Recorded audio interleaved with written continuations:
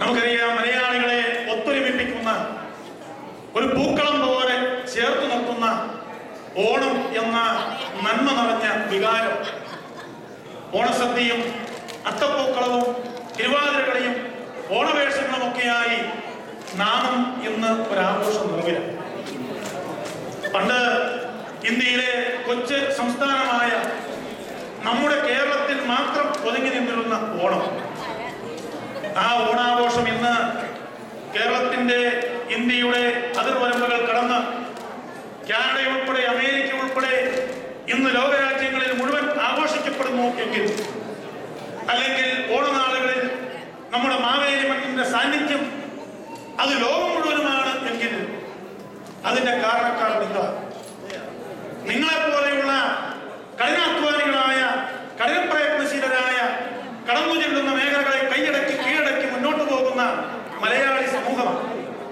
ആ നിലയിൽ തികഞ്ഞ അഭിമാനബോധത്തോടുകൂടി തന്നെ ഈ ഓണാഘോഷത്തില് നിങ്ങൾക്ക് പങ്കെടുക്കാൻ കഴിയും. കേരളത്തിലായിരുന്നപ്പോ നിരവധി ഓണാഘോഷങ്ങളിൽ പങ്കെടുത്തിട്ടുള്ളവരാണ് നമ്മളൊക്കെ.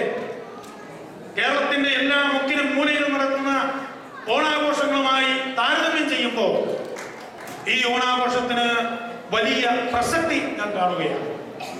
കാരണം നമുക്കറിയാം, നമ്മളൊക്കെ നാട്ടിൽ നിന്ന് പോരുമ്പോ നിരവധി കാര്യങ്ങൾ നഷ്ടപ്പെടുത്തിയിട്ടാണ് നമ്മൾ ഇങ്ങോട്ട് പോരുന്നത്.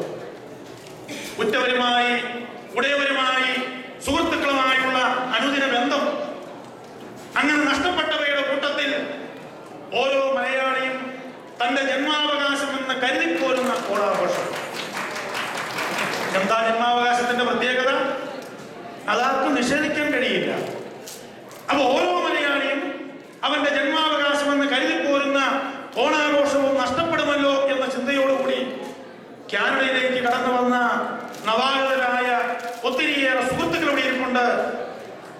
അവരെ സംബന്ധിച്ച് നഷ്ടപ്പെട്ടു എന്ന് കരുതിയ ഓണാഘോഷം ഇവിടെ അതിന്റെ പൂർണ്ണതയിൽ, അതിന്റെ തനിമ അല്പം പോലും നഷ്ടപ്പെടുത്താതെ കനേഡിയൻ മലയാളി അസോസിയേഷൻ നമുക്കായി ഇവിടെ ഒരുക്കിയിരിക്കുകയാണ്.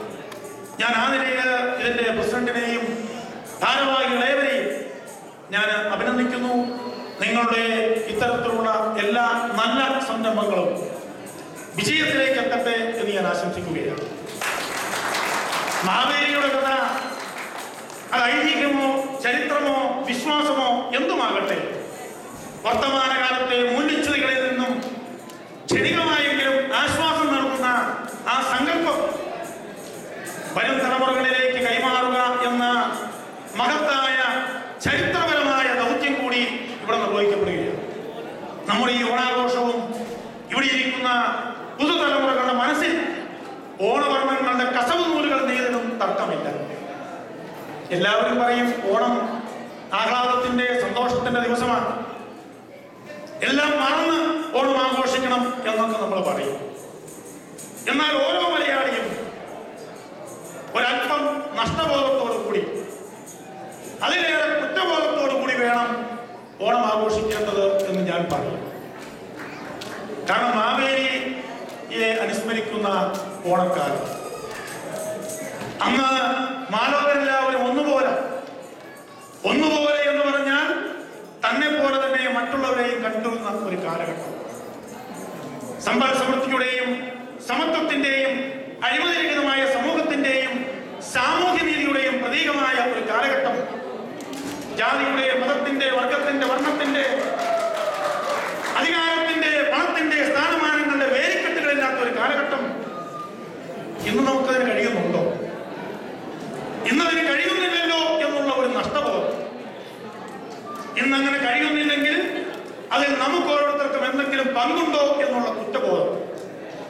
ആ കുറ്റബോധത്തിൽ നിന്നും, ആ നഷ്ടബോധത്തിൽ നിന്നും ഉയർക്കൊള്ളുന്ന തിരിച്ചറിവുകൾ, ചിന്തകൾ, വികാരങ്ങൾ അതൊരു നല്ല നാളേക്ക്, ഒരു പുതിയ സമൂഹ ശക്തിക്ക് തുടക്കം കുറിക്കുവാൻ ഉപകരിക്കും. അതിന് നമ്മുടെ ഈ ആഘോഷങ്ങൾക്ക് കഴിയണം.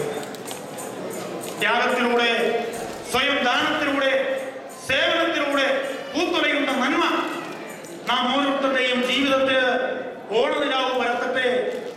കവി വൈലോപ്പള്ളി പാടിയതുപോലെ ഏത് നൂതന സങ്കല്പത്തിൽ വളർന്നാലും, ഏത് അന്തർവൽക്കൃത ലോകത്തിൽ പുലർന്നാലും മനസ്സിലുണ്ടാകട്ടെ ഗ്രാമത്തിൻ വെളിച്ചവും മണവും മമതയും ഇത്തിരി വന്നപ്പോ ഞാൻ അവസാനിപ്പിക്കുകയാണ്. നിങ്ങൾക്ക് ഒരിക്കൽ കൂടി ഓണാശംസകൾ നേർന്നുകൊണ്ട് ഈശ്വരാനുഗ്രഹങ്ങൾ പ്രാർത്ഥിച്ചുകൊണ്ട് നിങ്ങൾക്ക് ഏവർക്കും എല്ലാം നന്മകൾ നേർന്നു നിർത്തുന്നു. നന്ദി, നമസ്കാരം.